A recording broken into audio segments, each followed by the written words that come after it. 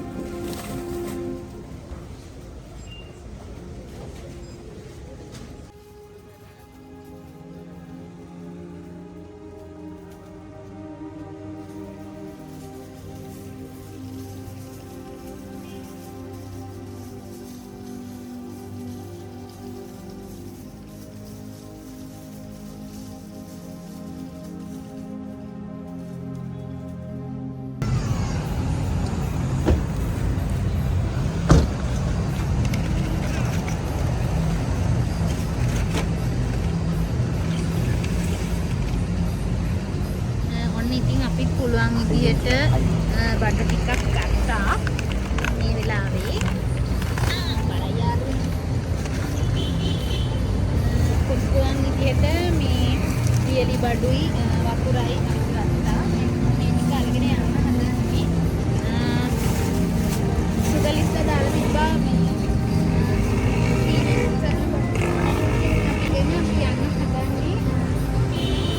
Article එක ළඟට.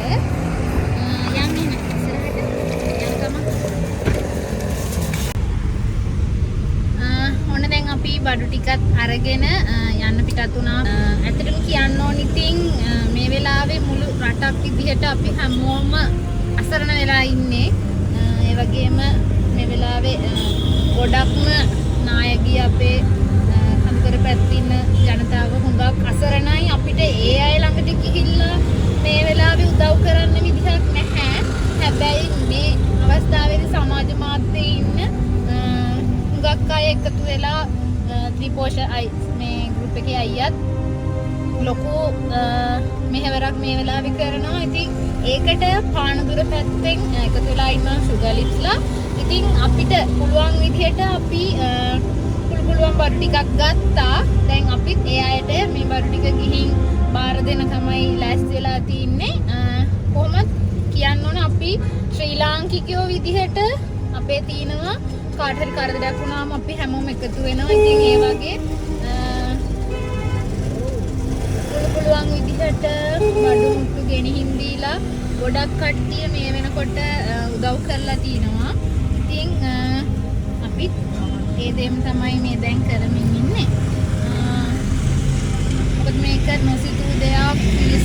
අසරණ වෙලා තින්නේ. ඒක ඇත්තටම කියන්න තේරෙන්නේ නැහැ. අපි හැමෝට මේ බය මේ පෞද්ගලිය ගෙවුණු දවස් දෙකේදී දැනුණා.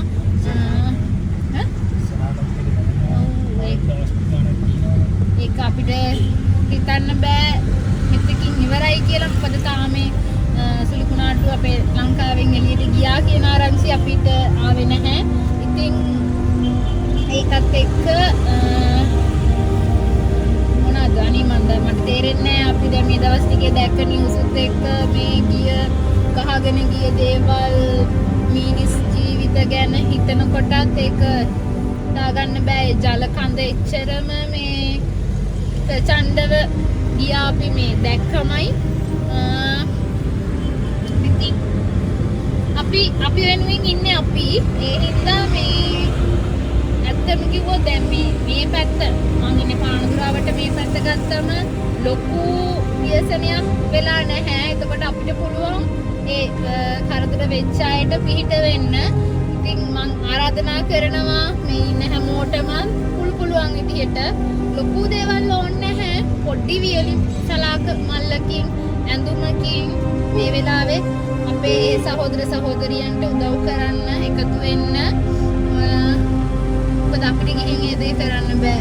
ඒක ලොකු වැඩක්. ඉතින් ඒ දේ යාලා කරනවා. අපි මේ ළඟපාතින් අපිට පුළුවන් තැනකට අපි ගිහිල්ලා මේ බඩු මුට්ටු බාර දෙමු.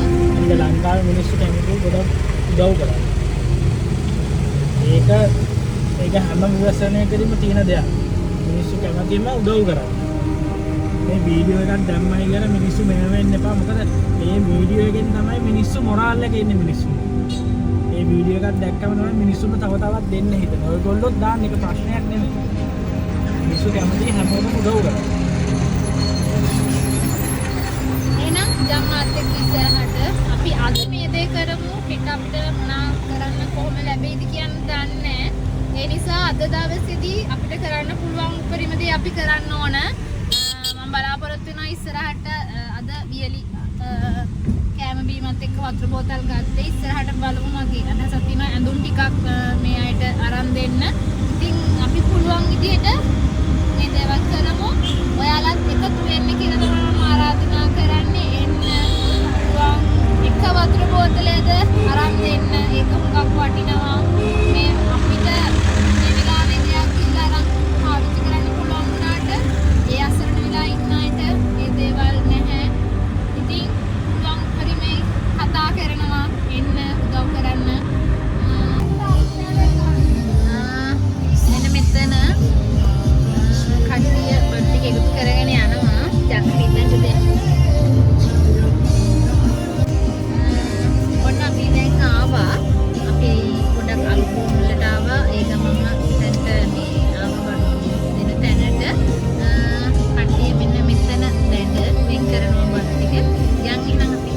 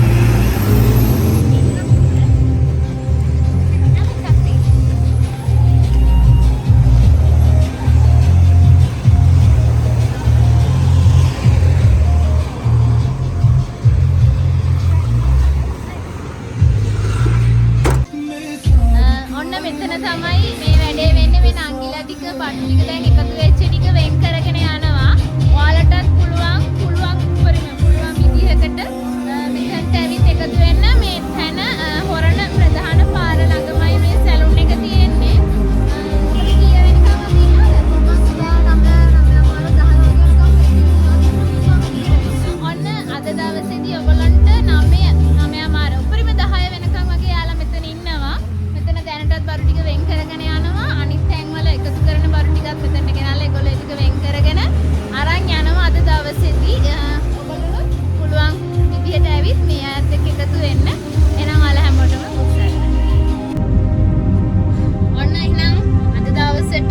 මේ වැඩේ ඉවරයි. හැබැයි මම බලාපොරොත්තු වෙනවා හෙට දවසේදී පානදුර අවට මේ වගේ වැඩ සිද්ධ වෙන තැන් වලට ගිහිල්ලා ඔයාලට අප්ඩේට් එකක් දෙන්නම්. ඔයාලට ළඟම තැනකින් මේ කර්තව්‍යයට එකතු වෙන්න. ඉතින් පුළුවන් ඉක්මනට ඔයාලත් එන්න මේකට එකතු වෙන්න අත්වැල් බැඳ ගන්න කියලා මම කතා කරනවා, ආරාධනා කරනවා. හෙට දවසේදී අපි මේ ක්‍රියාවලියේදී හම්බෙමු. දැනට අද දවසට මගේ වැඩ ටික ඉවරයි. එහෙනම් ආයෙත් හෙට දවසේදී හම්බෙමු. ඔයාලට කතා කරන ගමන් මේ වැඩේට එන්න කියලා මම අදට මෙතනින් මේ වැඩේ ඉවර කරනවා. ඔයාලා හැමෝටම බුදු සරණයි. පරිස්සමින් ඉන්න. එන්න කිව්වට ඔයගොල්ලෝ ගොඩක් දුර යන්න කරන්න ලෑස්ති වෙන්න එපා. යන්නත් එපා මේ රටේ තියෙන තත්ත්වෙත් එක්ක. පුළුවන් තරම් ගෙවල් වලට වෙලා ඉන්න. ඒක තමයි මේ වෙලාවේ කරන්න පුළුවන් හොඳම දේ. දුර ගමන් යන්න එපා. අනිවාර්යයෙන්ම කියන්න ඕන නිවාඩු හම්බුණා කියලා රැකී ආරක්ෂා කරන කට්ටිය කම් වලට යන්න කරන්න හදන්නත් එපා. ඒක අවදානම්. ඒක මොකද මේ රටේ තියෙන අවදානම් තත්ත්වය තාම පහව ගිහින් නැහැ. සමහරක් විට මේ කොළඹ පැත්තේ එහෙම වැඩ කරනවා ඇති. එතකොට ඒ අයට නිවාඩු හම්බුනාම ගෙදර අය ගැන මතක් වෙනවා. යන්න ඕන කියලා හිතෙනවා. හැබැයි මේ වෙලාවේදී ඒ ගෙවල් වල අයත් ඔයාලත් ආරක්ෂා වෙන්න ඕන. ඒ අයටත් හිතට බරක් නොවෙන්න ඕන. ඔයා පරිස්සමට ඉන්නවා කියන එක දැනුනම ගෙදර අයටත් ඒක බරක් නැති වෙන්න පුළුවන්. ඒ හින්දා අනිවාර්යෙන් ඔයාලා ගෙදරට වෙලා ඉන්න, බෝඩ් වෙලා ඉන්න අයත් ඉන්නවා නම් පුළුවන් තරම් ඉන්න තමන්ගේ ඉන්න තැන් වලට වෙලා යන්න එපා එළියට. ඒක මේ වෙලාවේ හැටියට ඔයාලටත්, ගෙවල් වල අයටත්, රටටත් බරක් වෙනවා. ඔයාලා දුර ගමන් යන්න පටන් ගත්තොත්. මොකද මේ දවස්වල බස්, කෝච්චි හැමදේම අක්‍රිය වෙලා තියෙන. ඉතින් ඒ දේවල් ආයි නැවත සක්‍රිය වෙන්නත් කාලයක් යනවා. ඒ දේවල් වලට අපගේ සහයෝගී විදිහට අපිට දෙන්න තියෙන්නේ අපි අපිව පාලනය කරගෙන ඉන්න එක. ඉතින් ඔයාලටත් ඒ දේවල් මතක් කරන ගමන් නිරන්තරයෙන්ම මාධ්‍ය වලින් මේ දේවල් මතක් කරනවා. ඒකම මත් ඔයාලට කියනවා පුළුවන් තරම් ගෙදරට වෙලා ඉන්න. අනවශ්‍ය ගමන් බිමන් යෑමෙන් නවතින්න. නම් ඔයාලා හැමෝටම බුදු සරණයි. පරිස්සමින් ඉන්න.